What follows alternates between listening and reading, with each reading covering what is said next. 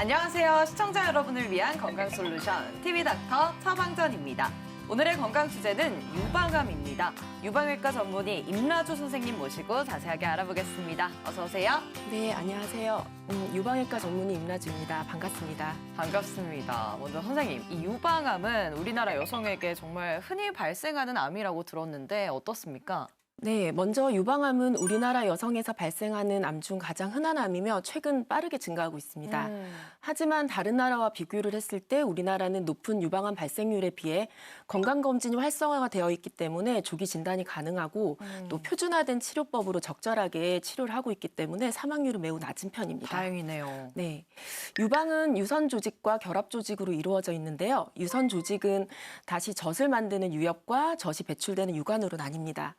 유방암은 유방 조직 어디에서나 생길 수 있지만 대부분은 유관과 유엽의 상피세포에서 생깁니다. 그래서 이름을 유관암 및 소엽암이라고 부르는데 유방암 종류 중 가장 흔한 종류들입니다. 이 유방암이 정말 많이 발생하는 이유, 그 원인은 무엇일까요? 네, 유방암의 원인은 딱 한 가지다라고 명확하게 발견된 건 없습니다. 네. 이 중 유전자 변이에 의한 유전성 유방암이 약 10% 정도이고 나머지 여성 호르몬의 노출 및 환경적 요인들이 복합적으로 작용을 하여 암이 발생하는 것으로 알려져 있습니다. 유방암 발생의 가장 중요한 원인이 이제 여성 호르몬인 에스트로겐인데요. 네. 즉 높은 수치의 에스트로겐에 장기간 노출이 되면서 유방암 발병 위험이 높아지게 됩니다. 이와 관련된 요인으로는 이른 초경, 늦은 폐경, 그리고 출산과 모유 수유 경험이 없는 경우, 또 이제 폐경된 후에 호르몬 대체요법을 장기간 사용했을 때입니다. 이 밖에도 유방암의 가족력, 또 고지방식이, 음주 및 흡연 등이 원인으로 꼽힙니다. 아, 그렇군요. 굉장히 다양한 이유들이 있군요. 그렇다면 유방암을 의심하게 하는 그 증상들이 따로 있나요? 통증이 일어날 수도 있을 것 같다는 생각도 들거든요. 안타깝게도 대부분의 초기의 유방암에서는 증상이 없는 경우가 많기 때문에 이게 검진에서 우연하게 발견이 되는 경우가 많습니다. 그러나 이제 암덩어리가 커져서 신경 및 주위 조직을 누르거나 또 만져질 때 통증이 발생할 수도 있고 가장 흔하게 병원을 찾는 분들은 대부분 이제 멍울이 만져져서 오시게 됩니다. 네, 그렇군요. 이외에도 유두에서 피가 섞인 분비물이 나오거나 유두 함몰이나 습진이 오래 지속이 되는 경우도 있고 또 암덩어리가 커지면서 또 피부 변화를 일으키기 때문에 이게 오렌지 껍질처럼 두껍고 거칠게 변하기도 합니다. 그렇다면 이 통증이나 눈에 보이는 그런 증상들 말고 우리가 유방의 이상을 확인할 수 있는 어떤 다른 방법이 있을까요? 대부분의 유방암은 통증 및 증상이 없는 경우가 많기 때문에 한 달에 한 번 날짜를 정하셔서 보통은 이제 생리 후 끝나고 나서 이틀에서 7일 후에 유방이 가장 부드럽습니다.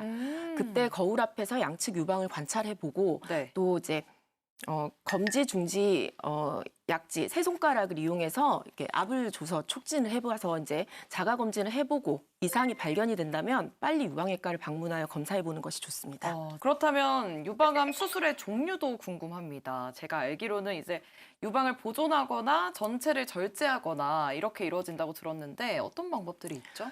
네, 유방암의 수술은 유방암의 크기와 위치에 따라서 구분이 되는데 보통 유방을 보존하는 유방 부분 절제술과 유방 전체를 절제하게 되는 유방 전 절제술로 나뉩니다. 네. 현재는 유방 보존술을 더 많이 시행하고 있고 이제 실제로 유방을 보존을 하더라도 수술 후에 방사선 치료와 항암 치료, 면역 치료, 호르몬 치료 등으로 보조 치료를 다 하게 되는데요.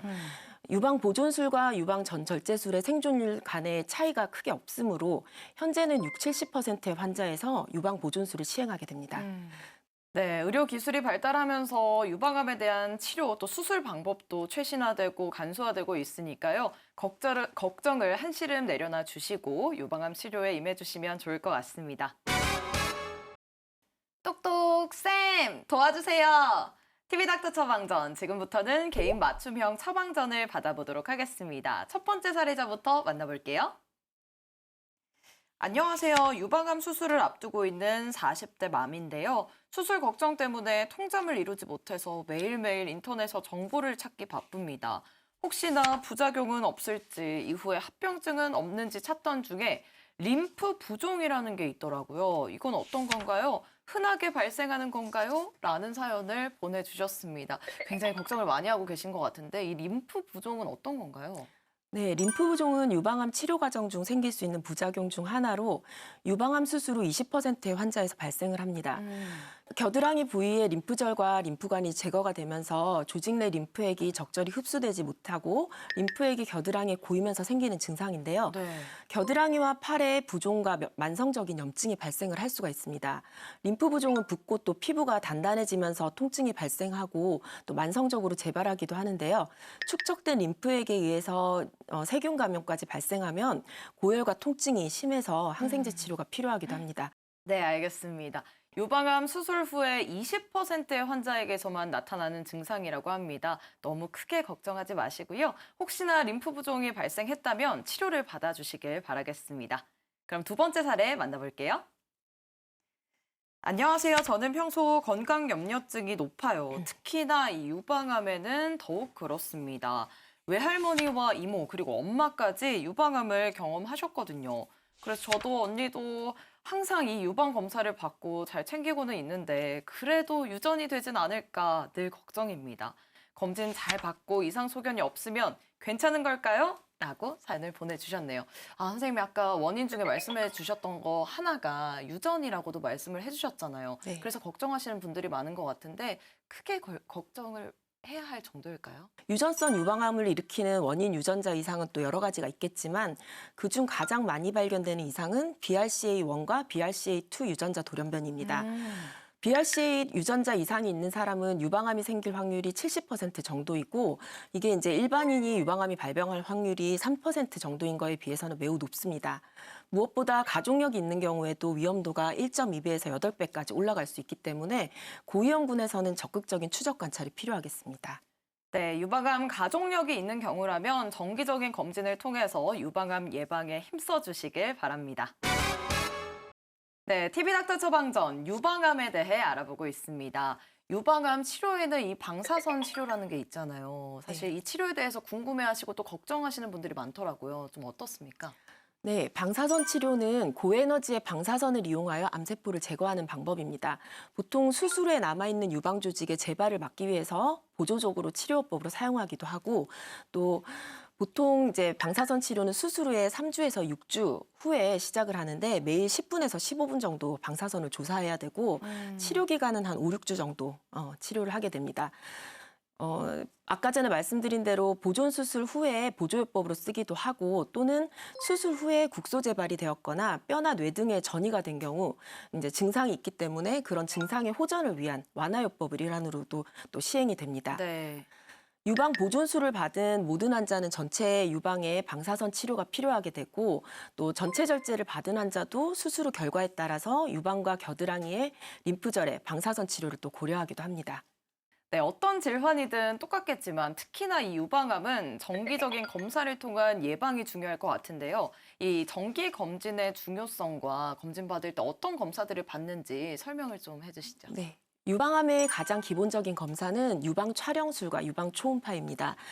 유방암의 검진은 이제 국가 검진으로 2년마다 유방 촬영을 진행하게 되는데요. 네네. 유방 촬영은 엑스레이 우리가 말하는 기본 검사입니다. 보통 방사선 노출에 대해서도 많이 걱정을 하시던데요. 보통은 이제 뭐 부위에 따라 다르겠지만 유방 촬영 30에서 50회 이상 찍는 것과 CT 1회 촬영하는 것과 방사선 노출도는 비슷하다는 것으로 되어 있습니다. 그만큼 저선량이므로 걱정 없이 촬영을 하시면 될 것 같고요. 유방 촬영술은 그냥 선별 검사이기 때문에 촬영만으로는 또 완전한 검사가 되지 않을 수가 있습니다.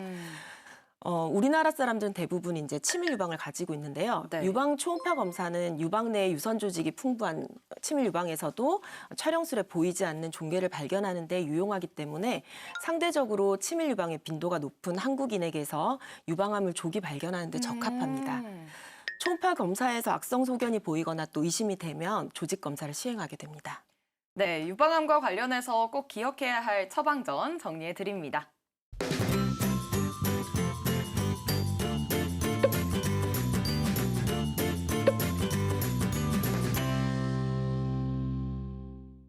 네, TV닥터 처방전 오늘은 유방암에 대해 알아봤습니다. 선생님 마지막으로 정리 한 말씀 부탁드리겠습니다. 네, 유방암은 최근 우리나라에서 급속히 증가하고 있는 여성암으로 수술 및 항암 치료, 표적 치료, 면역 치료, 호르몬 요법 등 치료 방법이 다양하고 치료 효과가 좋아서 비교적 생존율이 높은 편에 속합니다. 대부분이 무증상이긴 하지만 너무 바빠서 검사한 지 이렇게 오래된 줄 몰랐다며 몇 년이 지나서 오시는 분들도 있고요. 또 만져지는 증상이 있음에도 무서워서 못 오셨다고 이미 진행이 많이 된 상태로 오시는 안타까운 분들이 많이 있습니다. 네. 멍울이 만져지거나 유방에 이상이 의심이 되면 즉시 유방외과를 방문하는 것이 좋습니다. 네, 오늘 말씀 고맙습니다. 저희는 다음 주 이 시간에 더욱 알차고 유익한 처방전 가지고 다시 돌아오겠습니다. 오늘 하루 더 행복하고 더 건강하세요.